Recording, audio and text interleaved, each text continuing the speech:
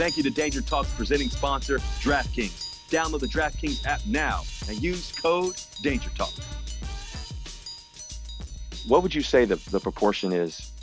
Is it 50-50 mental physical? Is it mostly physical? I think, what is it? I think it's 15 physical, 85% mental. Let's go 25 physical and 7.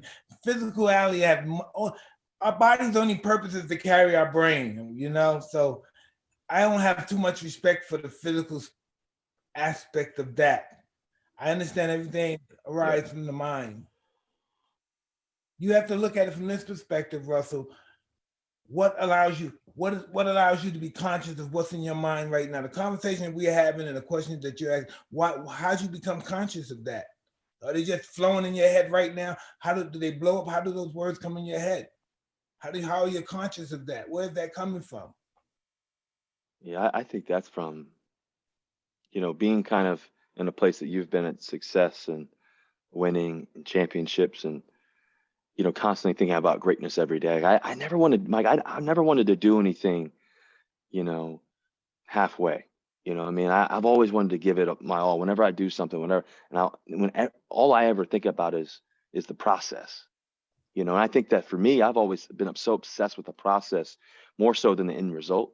And I think as you think about that mentally,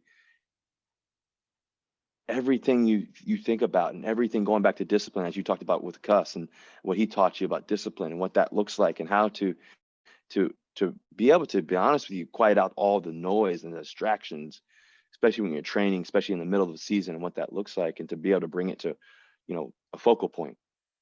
And I think for me, mentally, playing quarterback, at least, I would say the mental part of the game is just like you said, probably 85% of it. Because, when you get to this point, everybody's got this physical ability to do a lot of great things, but can they transfer the mental side and the physical side and combine it and marry the two together? I'm going to say something that you might be offended of, but it's true.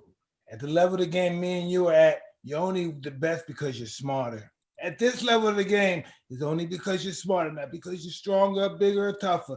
It's only because a lot of people don't want to hear that because they think it's arrogant. But at this level of the game where you win only because you're smarter.